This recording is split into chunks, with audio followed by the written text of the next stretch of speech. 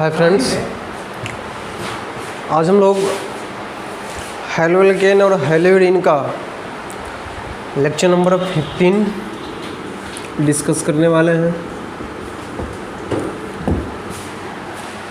और यह लेक्चर आपका हेलो एल्केन एंड हेलोइरीन का लास्ट लेक्चर होगा, ठीक है। इसके पिछले लेक्चर में, लेक्चर नंबर 14 में हम लोग हेलोइरीन का केमिकल प्रॉपर्टीज देखे थे। आज भी हम वही देखने वाले हैं, उसी में का पार्ट। तो उससे पहले नहीं, लेक्चर नंबर 13 में हेलोइरीन का फॉर्मेशन देखे थे। लेक्चर नंबर 12 में हम हेलोइरीन का इंट्रोडक्शन देखे थे। उससे पहले तक हम लोग हेलो एल्केन पढ़ते आ रहे थे। चलिए, तो केमिकल प्रॉपर्टीज में बात करें हम, तो याद कीजिए हेलोइरीन का जो केमिकल प्रॉपर्टीज होता था, chemical properties of हेलोइरीन,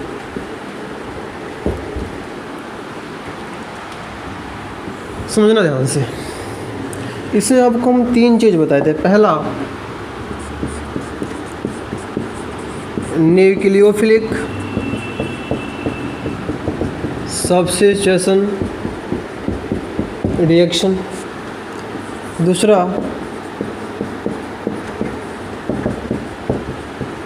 reaction with metal, और तीसरा इलेक्ट्रोफिलिक सब्स्टिट्यूशन रिएक्शन।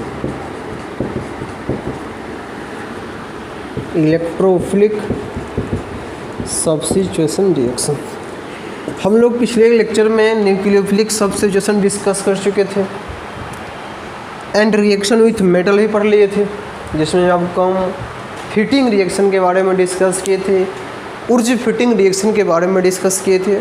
आज हम लोग इलेक्ट्रोफिलिक सब्स्टिट्यूशन पढ़ने वाले हैं। तो इसको लिखकर हेडिंग डालिएगा, इलेक्ट्रोफिलिक सब्स्टिट्यूशन रिएक्शन, ठीक है। कि हेडिंग डालिएगा, इलेक्ट्रोफिलिक सब्स्टिट्यूशन रिएक्शन।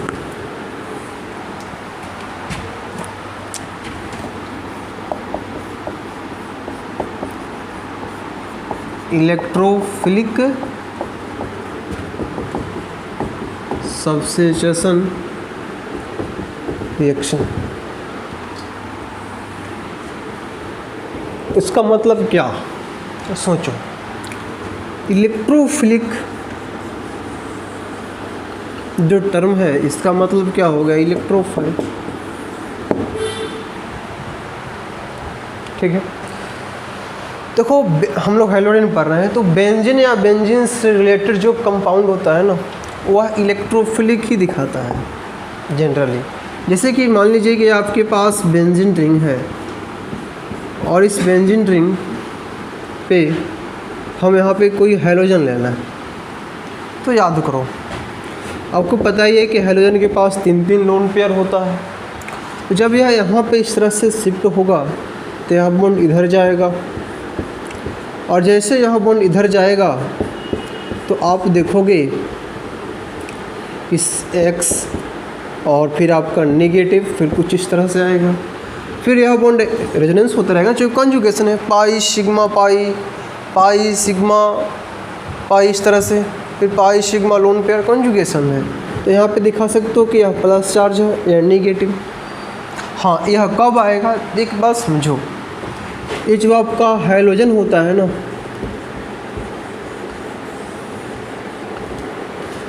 ठीक है, हेलोजन क्या करता है कि प्लस M इफेक्ट दिखाता है, और हेलोजन आपका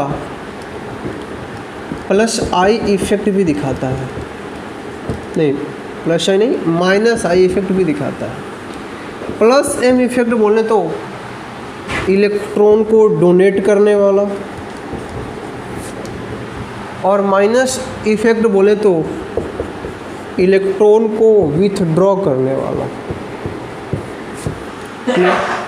जब प्लस M इफेक्ट आएगा तो यह हेलोजन, इस पे हेलोजन अपना इलेक्ट्रॉन को डोनेट करेगा, नेगेटिव कुछ इस तरह से हम आगे बढ़ेंगे। तो आप देखोगे कि बेंजीन और कुछ इधर शिफ्ट होगा तो negative double bond X positive, फिर यहाँ जाएगा तो फिर देखोगे तो पता चलेगा नेगेटिव, फिर डबल बॉन्ड X पॉजिटिव, फिर ये यहाँ शिफ्ट होगा, यहाँ इधर शिफ्ट होगा। तो आप देखोगे कि बेंजीन और X जी लोन पेयर जो करते हो। क्लियर? जरा सोचो इसमें हो क्या रहा है, हालांकि पहले भी इस पर हम चर्चा कर चुके हैं। तो आप देखोगे इसकी रेजोनेंस हाइब्रिड में कि इसका जो पाई बॉन्ड है वो पूरा हर तरफ घूम रहा है, और जो आपका X इससे पार्शियल पॉजिटिव चार्ज, इसमें हमें डबल बॉन्ड का करेक्टर आ रहा है, यहाँ पे पार्शियल नेगेटिव देखो, और यहाँ पे पार्शियल नेगेटिव, और यहाँ पार्शियल नेगेटिव। तो यदि कोई ग्रुप यहाँ पे आप जोड़ते हो तो इस ग्रुप के ऑर्थो पोजीशन है और पैरा पोजीशन है। तो सोचो जब X, आपको समझो पहले भी इसको डिस्कस करा चुके हैं, जब X plus M effect show कर रहा है, X क्या कर रहा है, जब X plus M effect show, X माने कि hydrogen plus M effect show कर रहा है, तो यह रिंग पर इलेक्ट्रॉन को डोनेट कर रहा है, ठीक है। और रिंग पर इलेक्ट्रॉन को डोनेट कर रहा है, यानी कि due two plus M effect. सोचो इलेक्ट्रॉन को जैसे इस पे डोनेट कर रहा है ना, तो ऑर्थो एंड पैरा पोजीशन, कहाँ कहाँ, ortho and para position, on ortho and para position electron density increases.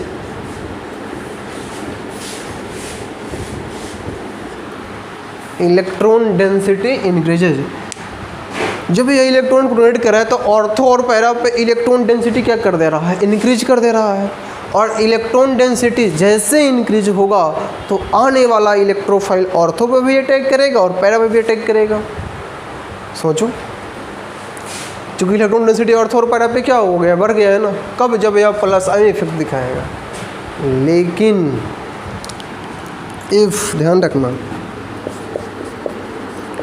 If halogen show minus I effect, if halogen show minus I effect, minus I effect बोले तो electron को खींचने वाला, तो यह आपका हैलोजन है और हैलोजन इलेक्ट्रॉन को इस रिंग से खींचा। जैसे इलेक्ट्रॉन खींचेगा रिंग से तो इलेक्ट्रॉन का जो डेंसिटी है, specially electron density decreases on ortho and para position. पास में रहो ना।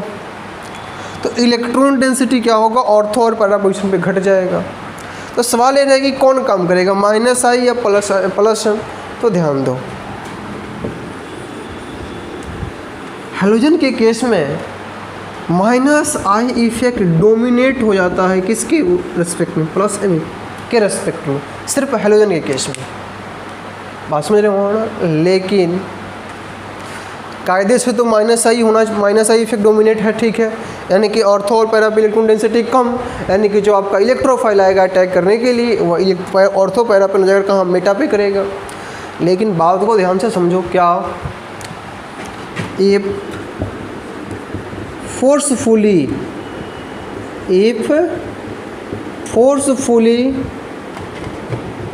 Electrophilic substitution reaction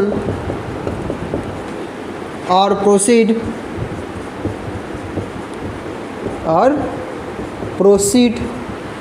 then halogen shows ortho and para position। यदि आप फोर्सफुली, बात को समझो, यदि आप फोर्सफुली इसमें इलेक्ट्रोफिलिक सब्स्टिट्यूशन रिएक्शन कराना चाहते हो, ज़बरदस्ती जिसको बोलते हैं, ज़बरदस्ती यदि आप इसमें इलेक्ट्रोफाइल का अटैक कराना चाहते हो तो बेचारा हैलोजन मजबूर हो जाएगा।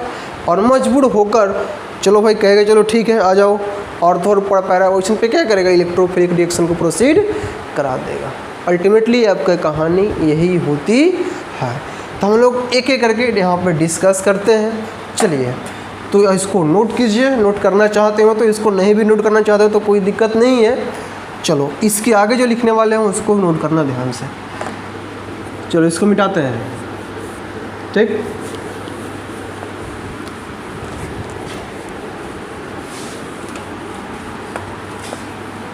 काफ़ी इम्पोर्टेंट होने वाला है, यहाँ से सवाल कई बार एग्जाम में आते हैं।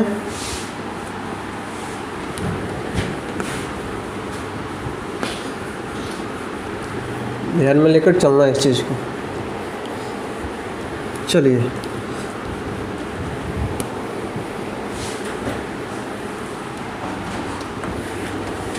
थोड़ा सा ऊपर नीचे, थोड़ा सा। अच्छा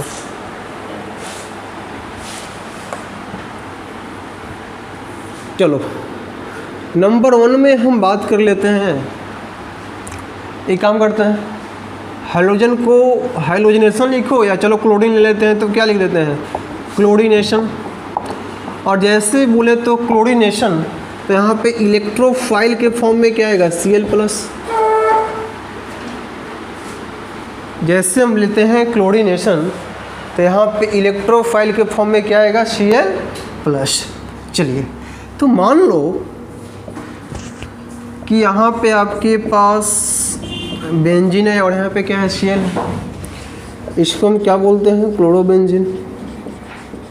उसी के जैसा है, जस्ट लाइक वही है जैसे कि हम लोग देखे थे ना फॉर्मेशन ऑफ हेलोवेरिन, तो वहाँ पे बेंजीन से हाइड्रोजन H2 लेते थे in the presence of Lewis acid, तो हेलोवेरिन बन रहा था। यहाँ भी वही है, बस यहाँ पे थोड़ा सा कंडीशन चेंज हो गया। हालांकि वहाँ भी ऑर्थो और पैरा वाला कहानी बताए थे, यदि आपको याद हो तो। चलो जैसे हम इसको Cl2 देंगे, जैसे इसके साथ रिएक्शन कराएंगे, तो यह in the presence of Lewis acid, या लुईस एसिड के बदले में क्या है वही HCl3, तो क्या होगा, तो सिंपली कहानी बेंजीन Cl प्लस Cl और Cl, इसको आप बोल दोगे 1,2 डाइक्लोरो, या बोलो तो ऑर्थो डाइक्लोरोबेंजीन, ऑर्थो डाइक्लोरोबेंजीन। या पैरा पोजीशन पे है तो बोलो पैरा डाइक्लोरोबेंजीन, पैरा डाइक्लोरोबेंजीन। देख लो यहाँ पे ग्रुप ऑलरेडी अटैच है, Cl2 आया, Cl+, वही मैकेनिज्म जो कि हाइड्रोजन की प्रिपरेशन में देखे थे हम लोग। क्लियर, एक ऑर्थो बन गया और दूसरा क्या बन गया पैरा बन गया। चलो पहला हो गया आपका क्लोरीनेशन। नंबर 2 की बात करते हैं हम, नाइट्रेशन। किसकी बात करते हैं, नाइट्रेशन। और नाइट्रेशन कहने का मतलब कि NO2+। नाइट्रेशन बोले तो NO2+। तो समझो बात को, जब नाइट्रेशन लेंगे तो कहानी क्या होगी, जरा गौर से समझने की कोशिश करना। देखो ये रहा आपका बेंजीन, और इस बेंजीन पे हम लगा देते हैं क्या Cl।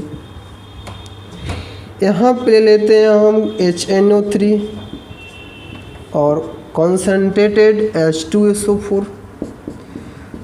तो जो आपका HNO3 है और जो H2SO4 है, आपस में रिएक्शन करके कौन सा इलेक्ट्रोफाइल प्रोवाइड करेगा NO2+। और NO2+ जैसे प्रोवाइड होगा तो एक ऑर्थो पर जोड़ दो, एक क्या जोड़ दो ऑर्थो पे, यानी कि बोले तो क्या, तो समझो Cl और एक NO2 यहाँ ऑर्थो वाले पे, तो इसको क्या बोलोगे आप ortho chloro nitrobenzene. Clear, plus या बोल दो तो क्या हो जाएगा, इससे सिंपली सोचो तो 1 क्लोरो 2 नाइट्रोबेंजीन सिंपली। चलिए यहाँ भी वही चीज़ Cl और यहाँ पे NO2, ठीक है। तो इसको आप क्या बोलिएगा, तो इसको आप बोल सकते हो क्या पैरा क्लोरो नाइट्रोबेंजीन। इस बात को याद करके चलना, एग्ज़ाम में ऐसे सवाल पूछे जाते हैं। तो आपसे मान लो एग्ज़ाम में पूछ दे कि क्लोरोबेंजीन का नाइट्रेशन लिखे, नाइट्रेशन ऑफ क्लोरोबेंजीन, तो HNO3 के साथ कर दो रिएक्शन, बन जाएगा। क्लियर, चलो तो इस बात को भी ध्यान में लेकर चलिएगा। चलिए तो इसको नोट कीजिए, फिर हम लोग आगे चलते हैं। चलिए तो आगे बात करते हैं हम।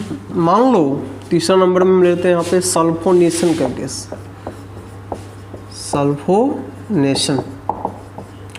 सल्फोनेशन में जो हमारे पास इलेक्ट्रोफाइल निकल के आता है वह SO3H आता है। तो मान लेते हैं कि यहाँ पे हमारे पास बेंजीन है, इस पे अटैच Cl क्लोरोबेंजीन, इसको हम कंसनट्रेटेड H2SO4 के साथ रिएक्शन करा दें। कंसनट्रेटेड H2SO4 के साथ निकल के आता है SO3H+। तो यहाँ भी आपके पास दो प्रोडक्ट मिलेगा, एक आपका SO3Cl और ऑर्थो पे SO3H, और दूसरा आपका क्या मिल जाएगा Cl और फिर SO3H। इसको हम सिंपली क्या बोलेंगे, ऑर्थो क्लोरो सल्फोनिक एसिड,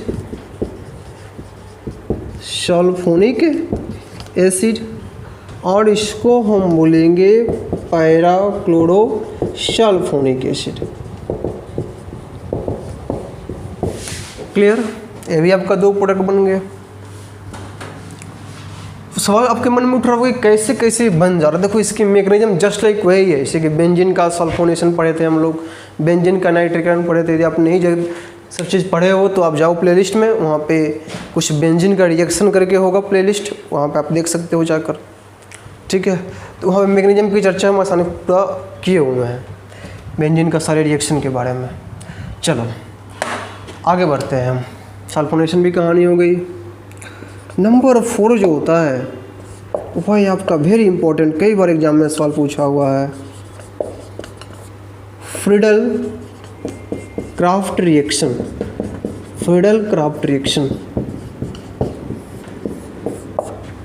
ठीक है, मान लो यहाँ आपसे पूछे कि क्लोरोबेंजीन का sulphonation, what do you mean sulphonation of chlorobenzene, तो आप इस रिएक्शन को आपको लिखना पड़ेगा।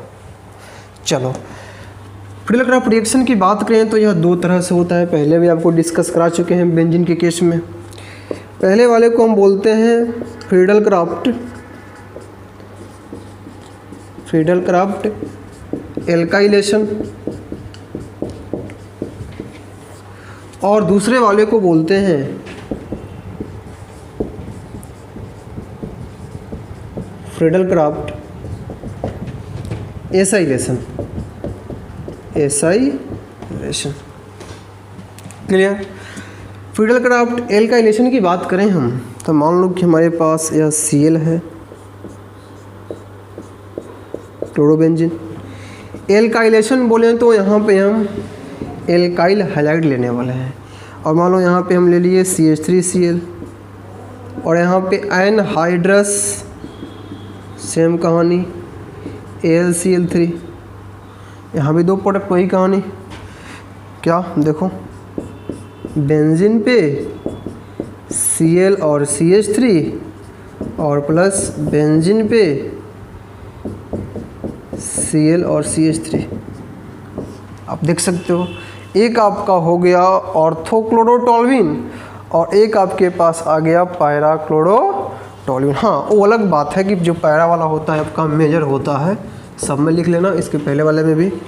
और जो आपका ऑर्थो वाला होता है वह क्या होता है, माइनर। चूँकि क्यों, चूँकि मेजर इसलिए चूँकि जो स्टेरिक हिंड्रेस नहीं है, अगल बगल ग्रुप एक जगह नहीं, यहाँ पे दोनों ग्रुप अगल बगल है ना, टकराहट हो गई तो ठीक है, वो अलग बात है। ये आपका मेजर हो गया और ये आपका क्या हो गया, माइनर हो गया। क्लियर? चलिए अब हम बात कर लेते हैं, ये आपका फ्रीडल क्राफ्ट रिएक्शन हो गया। इसको लैंग्वेज में भी बना कर लिख सकते हो कि when chlorobenzene react with methyl chloride in the presence of anhydrous AlCl3 to give orthochlorotoluene. हाँ, लिख लो ऑर्थोक्लोरोटोल्विन, और यह है आपका पैराक्लोरोटोल्विन। क्लियर? चलिए फ्रीडल क्राफ्ट एसाइलेशन की बात करते हैं, ध्यान दो। सिंपल, यहाँ भी वही चीज़, मान लो वही बेंजीन वाला कहानी। बेंजीन में हम जब फ्रीडल क्राफ्ट पढ़े थे तो वहाँ पे हम देखो इससे पहले भी हम इसको डेप्थ में पढ़ चुके हैं ऑलरेडी, बेंजीन के रिएक्शन में काफ़ी मैग्नीशियम के साथ हम वहाँ डिस्कस किए थे। चलो वहाँ क्या तो समझे बात को। एसाइलेशन के केस में वहाँ पे याद करो हम लोग एसिड क्लोराइड लिए थे, यही था ना। यहाँ पे एल्काइल हैलाइड यानी कि RX है, यहाँ पे आपका एसिड क्लोराइड यानी कि इसी को एसिड क्लोराइड बोलते हैं, CH3C double बॉन्डो X, acid halide या एसिड क्लोराइड या Cl कर दो तो क्लोराइड हो गया। इसको हम लेकर यूज काम करेंगे, ठीक है। यहाँ पे RX होगा यानी कि CH3Cl CH3Br, वहाँ पे क्या होगा CH3C डबल बॉन्डो Cl। यहाँ से इलेक्ट्रोफाइल हमारे पास क्या आ रहा था, देखो R+ आ रहा था, CH3+ आया था, अटैक कर लिया ऑर्थो पैरा पे। यहाँ से जो इलेक्ट्रोफाइल आएगा वह कौन आएगा, CH3C डबल बॉन्ड O और प्लस। क्लियर, आगे बढ़ जाओ, कितना आसान है। हाँ उसी के लिए आसान है जो पहले बेंजीन वाला रिएक्शन पढ़ चुका है, बेंजीन का नाइट्रेशन, बेंजीन का फिडलक्राफ्ट रिएक्शन, हाइलोजिनेशन, उसके लिए तो बहुत अच्छा आसान दिख रहा होगा। वहाँ मैग्नीशियम वगैरह भी पूरा अच्छे से डिस्कस किए थे। चलो तो खैर आपको रिएक्शन ध्यान में लेकर चलना होगा। चलो आगे बढ़ते हैं। ये आपका बेंजीन है, इस पर क्या लगा दिया है हम Cl, और इसको हम रिएक्शन करा दिए CH3C डबल बॉन्डो और Cl के साथ। Clear, in the presence of anhydrous AlCl3। ठीक है, क्या बना प्रोडक्ट, यहाँ पे दो प्रोडक्ट आपको बन गया, बेंजीन पे Cl और C डबल बॉन्डो CH3 यानी कि ऑर्थो क्लोरो और एसिटोफिनॉन, और प्लस बेंजीन Cl और C डबल बॉन्डो CH3, इसको क्या बोलोगे तो पैराक्लोरो एसिटोफिनॉन, पैराक्लोरो एसिटोफिनॉन। शायद ये चीज़ आपको यहाँ पे दिख नहीं रहा होगा, एक काम करते हैं इस रिएक्शन को हम इधर लिखते हैं। देखो चलो पहले आप इसको नोट कर लो, फिर इसको मिटाकर यहाँ पर लिखते हैं। चलो आई होप आप इसको नोट कर लिए हो, मिटाते हैं इसको।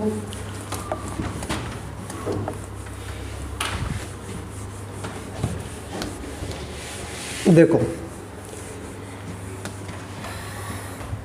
फिडलक्राफ्ट एसाइलेशन वाला कहानी क्या, मान लो कि हमारे पास यहाँ पे बेंजीन Cl और acid chloride CH3C double बॉन्डो Cl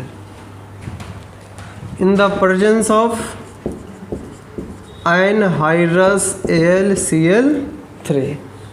दो प्रोडक्ट बना दो, एक ऑर्थो वाले पे, चुके यहाँ से इलेक्ट्रोफाइल क्या निकल गया है देखो तो CH3C डबल बॉन्डो प्लस, यही आएगा ना।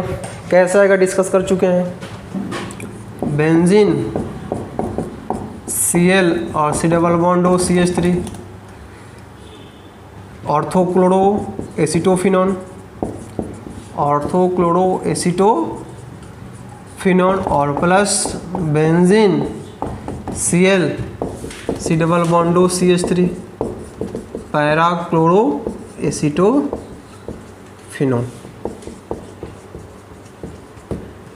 क्लियर, तो इस बात को आप याद करना, इस बात को ध्यान में लेकर चलिएगा। कई बार एग्जाम में सवाल यहाँ से आते हैं, कई बार सीधे आपसे पूछेंगे कि क्लोरोबेंजीन का सल्फोनीकरण लिखो, क्लोरोबेंजीन का नाइट्रेशन लिखो, क्लोरोबेंजीन का हाइलोजिनेशन लिखो, क्लोरोबेंजीन से आपको कहेगा फिडलक्राफ्ट एल्काइलेशन के बारे में लिखो, तो ये सब चीज़ आपको लिखना पड़ेगा।